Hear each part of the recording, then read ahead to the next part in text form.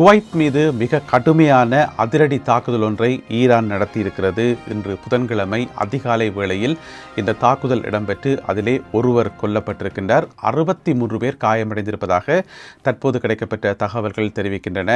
ஆரம்பத்தில் காயமடைந்தவர்களுடைய எண்ணிக்கை 20 என அறிவிக்கப்பட்டிருந்தது. பிறகு நேரம் போக போக அது 38 என அறிவிக்கப்பட்டிருந்தது. இப்பொழுது 63 பேர் காயமடைந்திருப்பதாக குவைத் நாட்டு அதிகாரிகள் தெரிவித்திருக்கின்றார்கள்.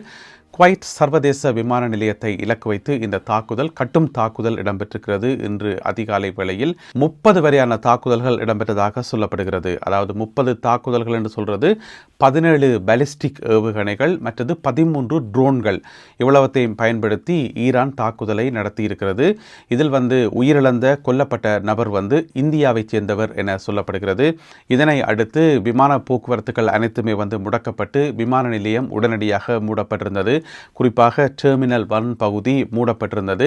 ஏனென்று சொன்னால் இந்த வீடியோக்களை பார்த்தாலே உங்களுக்கு விளங்கும். அந்த கட்டிடங்கள் மேற்கூரையெல்லாம் இடிஞ்சு விழுந்து நெருப்பெல்லாம் பத்தி எரிந்து இந்த மாதிரி ஒரு கட்டும் தாக்குதல். அதாவது ஏப்ரல் மாதம் போர் நிறுத்தம் வந்தது தானே அமெரிக்காவுக்கும் ஈரானுக்கும் இடையில். இந்த போர் நிறுத்தம் வந்த பிறகு அங்கங்கே அவ்வப்போது சின்ன சின்ன தாக்குதல்கள் நடந்து கொண்டு வந்தது வழக்கம்தான். ஆனால் இப்படி ஒரு பெரும் தாக்குதலை ஈரான் நடத்தியது இதுதான் முதல் தடவை என்று சொல்லப்படுது.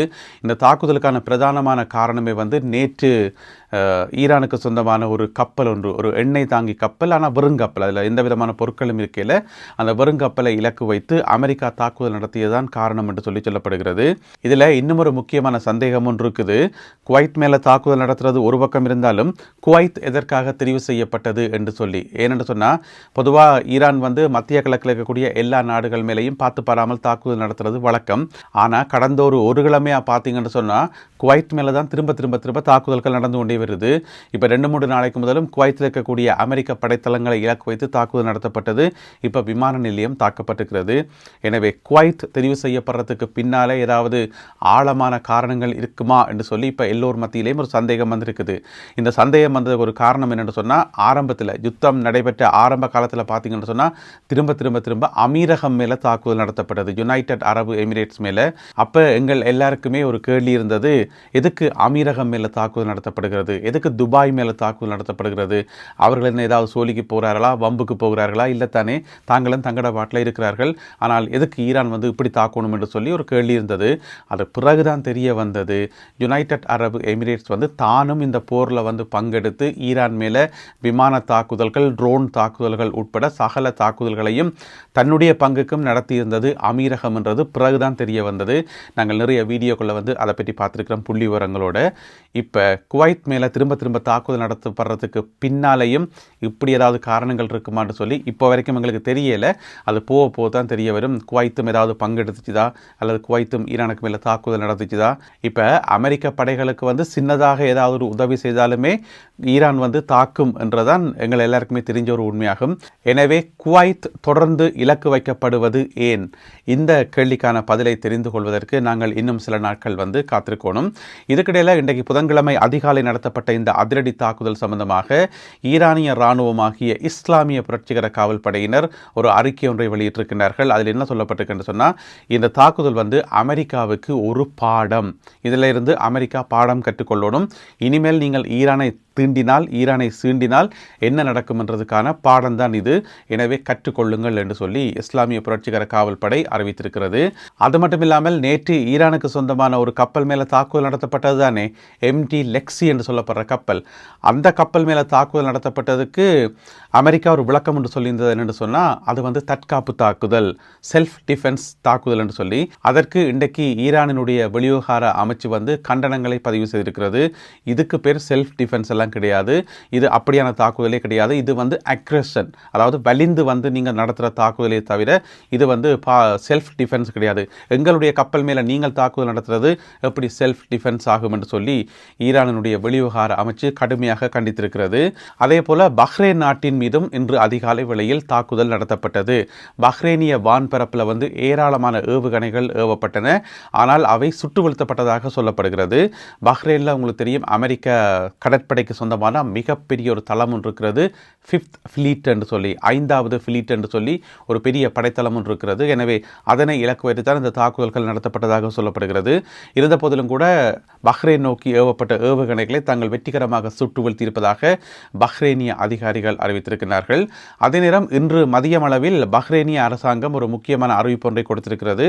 பஹ்ரைன் நாட்டு குடிமக்கள் யாருமே ஈரானுக்கோ அல்லது ஈராக்குக்கோ செல்ல வேண்டாம், மறு அறிவித்தல் வரும் வரை யாருமே இந்த 2 நாடுகளுக்கும் செல்ல வேண்டாம், பாதுகாப்பு காரணங்களுக்காக என்று சொல்லி தடை விதித்திருக்கிறார்கள் பஹ்ரைன் நாட்டு அதிகாரிகள். இப்படியாக பஹ்ரைன் மற்றும் குவைத் ஆகிய 2 நாடுகள் மீதும் இன்று அதிகாலை வேளையில் ஈரான் இந்த அதிரடி தாக்குதலை நடத்தியிருக்கிறது. இந்த தாக்குதல் அமெரிக்க ஜனாதிபதி டொனால்ட் ட்ரம்ப் அவர்களுக்கு ஒரு அழுத்தத்தை கொடுத்திருப்பதாக சொல்லப்படுகிறது. பேச்சுவார்த்தைகளை எவ்வளவு விரைவாக முடிக்க முடியுமோ அவ்வளவு விரைவாக பேச்சுவார்த்தைகளையும் ஒப்பந்தத்தையும் போடுறதுக்கு அவருக்கு ஒரு அழுத்தத்தை கொடுத்திருப்பதாக சொல்லப்படுகிறது. இதுக்கிடையில் அமெரிக்க ஊடகங்கள் மத்தியில் பேசிய ஜனாதிபதி டொனால்ட் ட்ரம்ப் அவர்கள் ஒரு முக்கியமான கருத்தொன்றை சொல்லியிருக்கார்.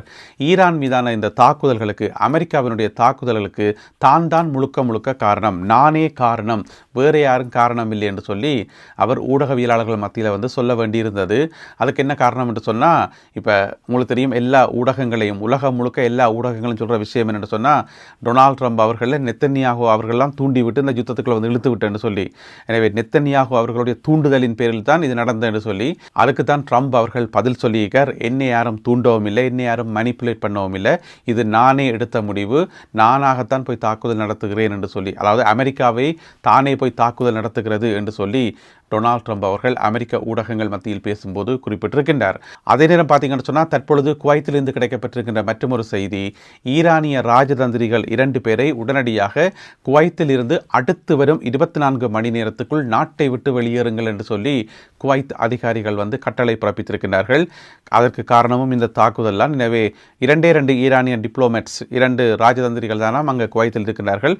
அந்த 2 பேரையும் உடனடியாக வெளியேறச் சொல்லி இப்பொழுது குவைத் அரசாங்கம் அறிவித்துள்ளது. குவைத் மீது நடத்தப்பட்ட இந்த தாக்குதலை பல்வேறு நாடுகள் கண்டித்திருக்கிறார்கள். மிக முக்கியமாக மத்திய கிழக்கில் இருக்கக்கூடிய ஏனைய நாடுகள் கண்டித்திருக்கிறார்கள். என்னென்னு சொன்னால், ஏர்போர்ட் ஒரு இராணுவ இலக்கு இல்லை தானே, அது சிவில் இலக்கு தானே. இப்போ இராணுவ முகாம்கள் தாக்கப்பட்டிருந்தால் அது கண்டனத்துக்குரிய விஷயம் இல்லை. ஆனால் எதுக்கு ஏர்போர்ட்டை தாக்கணும் என்ற ஒரு விஷயம் இருக்குது தானே. அதற்காக இப்பொழுது ஓமான், சவுதி அரேபியா, கட்டார் உள்ளிட்ட பல மத்திய கிழக்கு நாடுகள் இந்த தாக்குதலை கண்டித்து வருகின்றார்கள். அதே நேரம் தெற்கு லெபனானில் கடுமையான மோதல்கள் இடம்பெற்று வருவதாக சொல்லப்படுகிறது. இஸ்ரேலிய படையினர் தொடர்ச்சியாக தங்களுடைய முன்னேறும் நடவடிக்கையில் ஈடுபட்டிருப்பதாக சொல்லப்படுகிறது. பொதுமக்களும் கொல்லப்பட்டு கொண்டே இருக்கின்றார்கள். இப்போ அமெரிக்க ஜனாதிபதி டொனால்ட் ட்ரம்ப் அவர்கள் 2 தரப்போட ஃபோன் பண்ணி காய்ச்சப்பட்டு சொன்னவர், 2 தரப்புமே மோதலை கைவிடுகிறார்கள், யுத்த நிறுத்தத்துக்கு வந்திருக்கிறார்கள் என்று சொல்லி சொன்னவரா இல்லையா?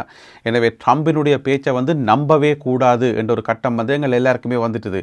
ஏற்கனவே அப்படித்தான் ட்ரம்ப் சொன்னால் அது நடக்கிறது இல்லை, சும்மா உடனே அவசரத்துக்கு சொல்வாரே ஒழிய ஆழமாக சிந்திச்சு எதையுமே சொல்கிறேல அது நடக்கிறதும் இல்லை அவர் சொல்கிறதுன்றது எங்கள் எல்லாருக்குமே தெரியும். இப்போ பார்த்தீங்கன்னு சொன்னால் அதை திரும்ப கன்ஃபார்ம் பண்ணுற மாதிரியே இருக்குது. ஏன்னு சொன்னால் இப்போ தான் அறிக்கை விட்டவர் லெபனானில் யுத்த நிறுத்தம் வந்திருக்கு, சமாதானம் வந்திருக்கு, 2 தரப்போட தான் பேச்சுவார்த்தை நடத்தினான்னு சொல்லி. ஆனால் தாக்குதல்கள் தொடர்ந்து இடம்பெற்று கொண்டே இருக்கின்றன. அதே நேரம் இஸ்ரேலை நோக்கி 2 பொருட்கள் ஏவப்பட்டன என்று சொல்லி, அது ஏவுகணைகளா அல்லது ட்ரோன்களா எதென்று தெரியல, 2 பொருட்கள் இஸ்ரேலை நோக்கி பறந்து வந்ததாகவும் அவையும் சுட்டு வீழ்த்தப்பட்டதாகவும் இஸ்ரேலிய தரப்பில் சொல்லப்படுகிறது.